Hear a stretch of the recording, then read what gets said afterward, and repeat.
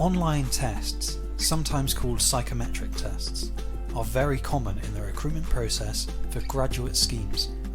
But with more recruitment moving online this year, they are becoming more popular for other jobs too. So, why do employers use them?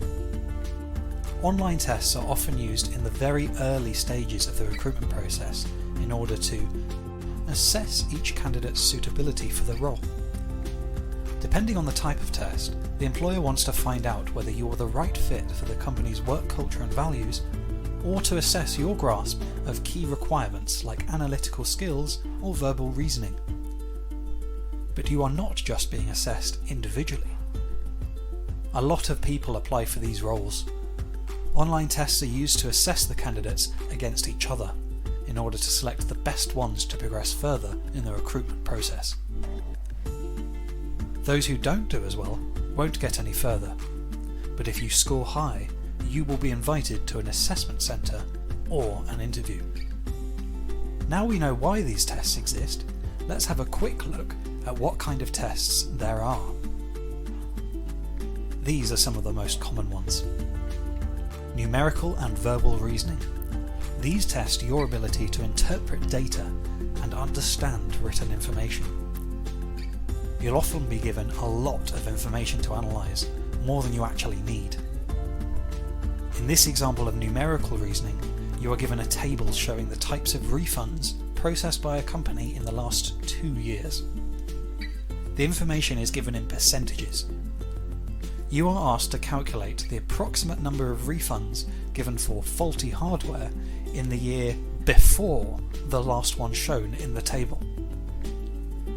The trick here is to begin by converting the data from a percentage to the actual number of refunds before using the reverse percentage technique to get the number.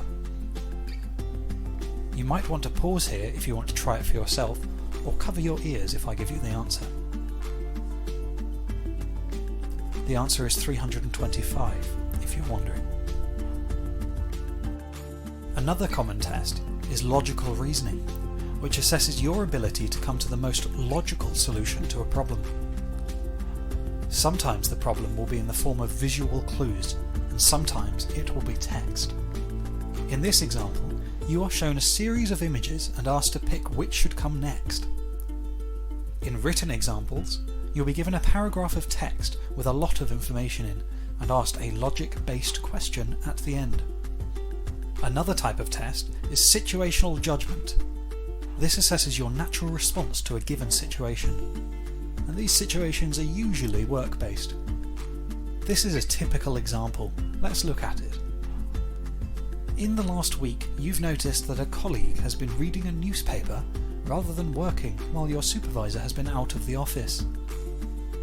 What should you do first? Should you talk to him, explaining that meeting deadlines is important and that he's preventing the team from reaching its goals? Should you not do anything because it's between him and the supervisor? Should you talk to the supervisor because they need to know what's going on? Or should you circulate an email around the team regarding work ethics and productivity?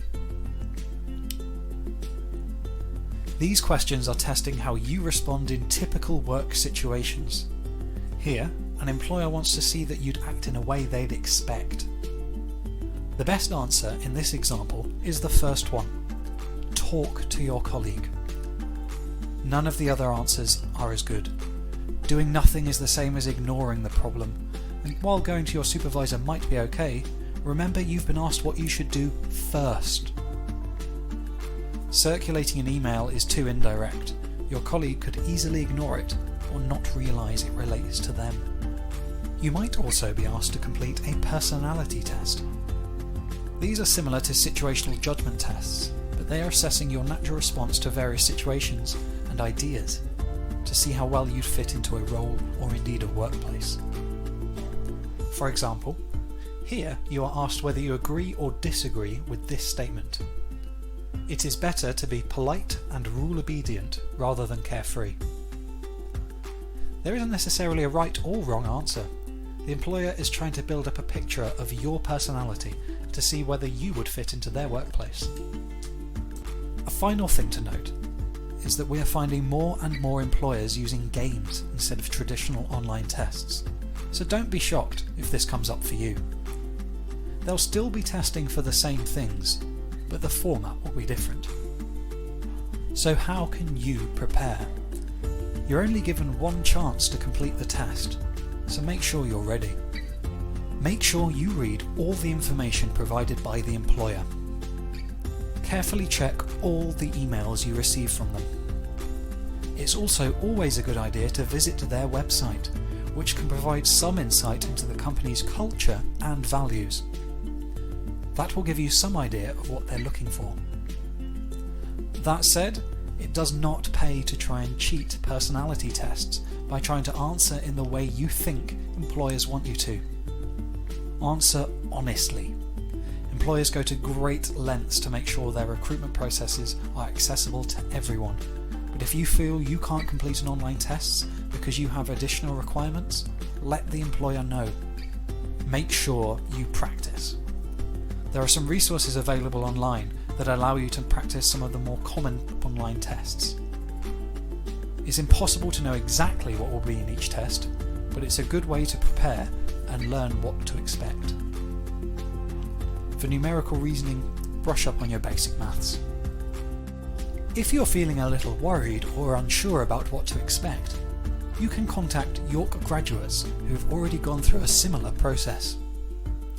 You can search for graduates doing similar jobs to what you're applying for on York Profiles and Mentors, LinkedIn, or on Handshake. This can be a great way to polish up on your networking skills too. Still wondering what help is available to you at York? We subscribe to Assessment Day and Team Focus, two major practice test platforms giving you the chance to get familiar with the format before you do your test for real. The Maths Skills Centre can help you prepare for numerical reasoning tests. They offer a variety of workshops and online resources. You can find more on the VLE.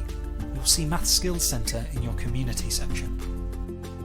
And finally, remember that the Careers and Placements team is here to help you with every part of the recruitment process. So if you have any questions or require support from us, get in touch by messaging us on Handshake.